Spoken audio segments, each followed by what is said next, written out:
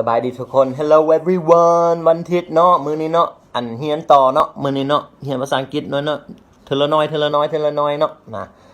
อยากฝากไว้ให้พี่น้องฮู้เด้ออันเดี๋ยวนี้ขาเฮียนบ่มีเด้อกดไลค์กดแชร์แล้วก็แล้วขาเฮียนก็คือกดไลค์กดแชร์เนาะนะมื้อนี้เฮาสิเฮียนสำนวน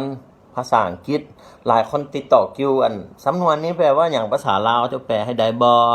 ฉะนั้นต่อไปอยากสอนนั่นน่ะสำนวนภาษาอังกฤษให้พวกเจ้าฮู้เนาะนะ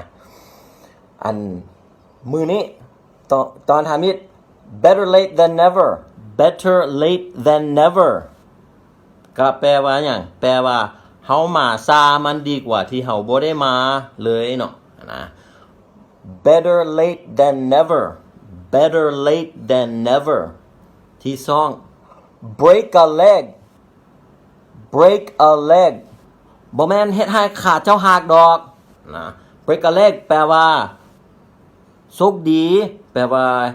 ไปเฮ็ดได้ดีไปเฮ็ดให้มันสำเร็จไปเฮ็ดได้ดีโชคดีเด้อเนาะบ่แม่นเฮ็ดให้ขาเจ้าหักดอกเนาะนะ break a leg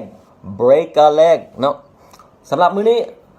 เนาะกดไลค์กดแชร์แล้วก็คอมเมนต์มาเกี่ยวสิตอบเด้อตอบเมิดเนาะอันคอมเมนต์มาเจ้าอยากเรียนแบบใดเนาะต่อไปเนาะขาเรียนบ่มีกดไลค์กดแชร์เด้อโอเคพี่น้องบ๊ายบาย